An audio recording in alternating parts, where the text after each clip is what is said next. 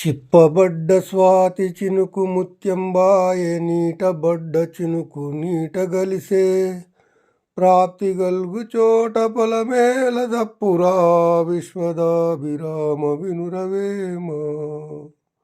భావము: స్వాతి కార్తెలో వర్షపు బిందువు ముత్యపు చిప్పలో పడితే ముత్యమవుతుంది, నీటిలో పడితే అందులోనే కలిసిపోతుంది. ఏదైనా మీకు దక్కాలంటే ప్రాప్తి ఉంటే అదృష్టము ఎక్కడికి పోదు. అంతరంగమందున పరాధములు చేసి మంచివాని వలెను మనుజుడుండు, ఇతరులెరుగకున్న ఈశ్వరుండెరుగడా విశ్వదాభిరామ వినురవేమ. భావము: మానవుడు తప్పులు చేసి ఎవరికి తెలియకుండా దాచినను పరమాత్ముని ముందు అవేమీ దాచలేడు. ఇచ్చువాని యొద్ద నీయని వాడున్నదచ్చుగాని విసాగనీడు, కల్పతరువు క్రింద కచ్చపొదున్నట్లు విశ్వదాభిరామ వినురవేమ. భావము: కోరికలు తీర్చే కల్పవృక్షము క్రింద ముళ్ళ పొద ఉంటే ఆ వృక్ష సమీపానికి మనుషులను రానివ్వదు. అలాగే ధర్మాత్ముని వద్ద పిసినారి బంట్రోత్తు ఉంటే యజమానిని మంచి పని చేయకుండా అడ్డుకుంటాడు, అతనికి కీర్తి తీసుకురానివ్వడు. గంగపారునెప్పుడు గదలని గతితోడ మురికి వాగుపారు మోతతోడ, పెద్ద పిన్నతనము పేర్మీలాగురా విశ్వదాభిరామ వినురవేమ. భావము: ఓ వేమ, మంచినీటి ప్రవాహము నిశ్శబ్దముగా పారుచుండును, మురికి నీటి కాలువ పెద్ద శబ్దము చేయుచు ప్రవహించుచుండును. మంచివారికి చెడ్డవారికి తేడా ఆ విధముగానే ఉండును. వేరు పురుగు చేరి వృక్షంబు చెరచును, చీడ పురుగు చేరి చెట్టు చెరచు, కుస్థితుండు చేరి గుణవంతు జరచురా విశ్వదాభిరామ వినురవేమ.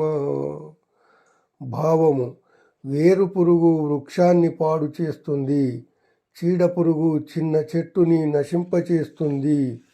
అలాగే చెడ్డవాడు గుణవంతుని చేరి అతన్ని నాశనం చేస్తాడు. మైలకోకతోడ మాసిన తలతోడ నొడలు మురికి తోడ ఉండెనేని, అగ్రకులజుడైన నట్టిట్టు పిలువరు విశ్వదాభిరామ వినురవేమ.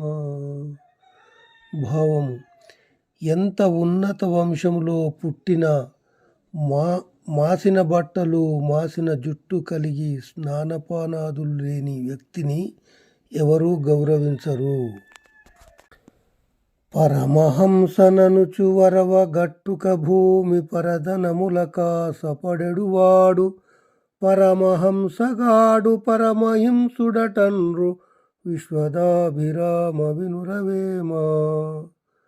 భావం: సర్వము విడిచిపెట్టిన విరాగిని నేను అని పైకి చెప్పుకొనుచు ఎల్లప్పుడూ ఇతరుల సొమ్ము కొరకే ఆశపడేవాడు పరులను హింసించేవాడు కాని సజ్జనుడు కాడు. అలను బుగ్గ పుట్టినప్పుడే క్షయమవును, కలను గాంచు లక్ష్మి కల్లయగును, ఇలను భోగ భాగ్యమీ తీరుగాదకో విశ్వదాభిరామ వినురవేమ. భావము: కెరటాలలో బుట్టు నీటి బుడగా కొంతసేపుండును, వెంటనే నశించును. కలలో చూచిన ధనధాన్యములు మెలకువ వచ్చినప్పటికీ కనబడవు. లోకములో భోగభాగ్యములు కూడా ఇట్లే కాల పరిభ్రమణములో ఈనాడుండి రేపు నశించిపోవును. అవే శాశ్వతమనుకొని అందులో బడి కొట్టుమిట్టాడువాడు అజ్ఞాని. ఉప్పులేని కూర యొప్పదు రుచులకు, పప్పులేని తిండి ఫలము లేదు, అప్పులేని వాడే అధిక సంపన్నుడు విశ్వదాభిరామ వినురవేమ. భావం: ఎంత చక్కగా వండినను ఉప్పు లేకపోయినచో ఆ కూర రుచిగానుండదు. పప్పు లేకుండా ఎన్ని కూరలతో తిన్నను ఆ తిండి బలమునియ్యదు. ఎన్ని సంపదలు ఉన్నను అప్పులున్నచో అవి శోభించవు. అప్పులేనివాడు పెద్ద ధనికుడు కాకపోయినను వాడే మహా ఐశ్వర్యవంతుడు.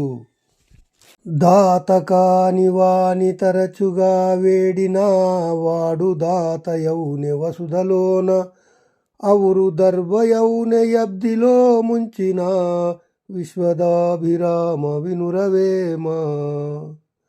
భావము: దానమిచ్చి స్వభావము లేని వానిని 10 సార్లు అడగబోయినంత మాత్రముచే వానిలో దానగుణము పుట్టునా దాతయగునా.